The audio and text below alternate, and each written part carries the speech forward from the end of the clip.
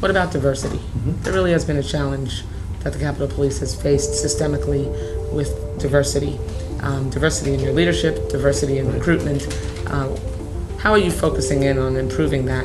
And I mean, I don't mean any disrespect, but it is hard to take your word for it. As you said, you're in leadership now, you're not in the rank and file. So, Mr. Chairman, it might be helpful for us to have an open, an informal meeting with the Capitol Police union leadership so that we can hear from them.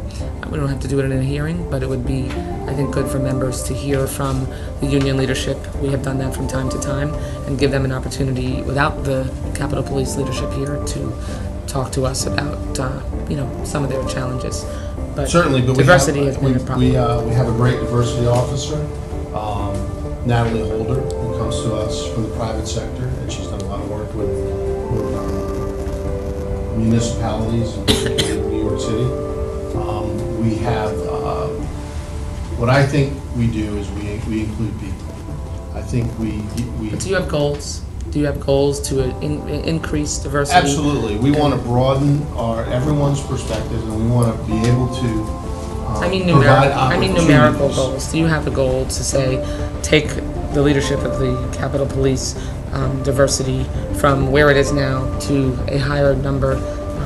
We're always trying to build a bench with a very diverse workforce. So no. So yes. So you don't have. Well, I don't have specific goals. Specific numbers, but what I have is a policy of inclusion and being able to expand the bench. Okay, but without a plan, I mean, does your diversity officer have a plan that she is following? Sure. We to just started increase mentoring with outside agencies and internally.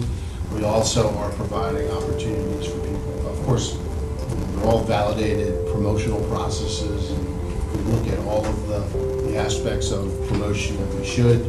And I think that we are very inclusive, and I think that if you look at the numbers in the promotions, it's a very diverse group, and we've given opportunities for women and minorities all along the line. Through the history of my career, I've never really seen significant changes in diversity without a specific written plan on how to accomplish it. And so, are you planning on developing a specific written plan? Yes, in our diversity office, we are. Okay, if you could share that plan with me and the process that you're going through to develop it, that would be great. And then lastly, I'd like to know how Capitol Police handle equipment that belongs to a member or a staffer that's been lost within the Capitol complex and found or recovered by one of your officers. What happens? Sure. Well, it's processed on what's called a PD 81, which is a property record. And depending on the property, depending on how if you can legitimately determine ownership, then it's generally turned back over to the owner of the property. If it's part of an ongoing case, then there are other things that have to occur for that. So if a member says that they have equipment that's been lost and you find it, it would be returned to the member? In the general sense, yes. Okay. You have to identify, you have to be able to positively identify the property and be able to establish ownership. Right. And if ownership is established? If it's part of an ongoing case, then there are additional things that need to be done. But if the member owns the equipment and there is no ongoing case related to that member, then the equipment is supposed to be returned. Right. In a general sense, yes. No, I mean in a specific sense. If the member loses the equipment, says they lose the equipment, Yes, ma'am. and it is found by the Capitol Police, it is supposed to be returned. If ownership has been established, Right. it'll be returned. If it's subject to an ongoing investigation, there are additional things Okay. that need to be turned But over. not an ongoing investigation related to the member. If the equipment belongs to the member, it has been lost, they say it's been lost and it's been identified as that member's, then the Capitol Police is supposed to return it. Correct?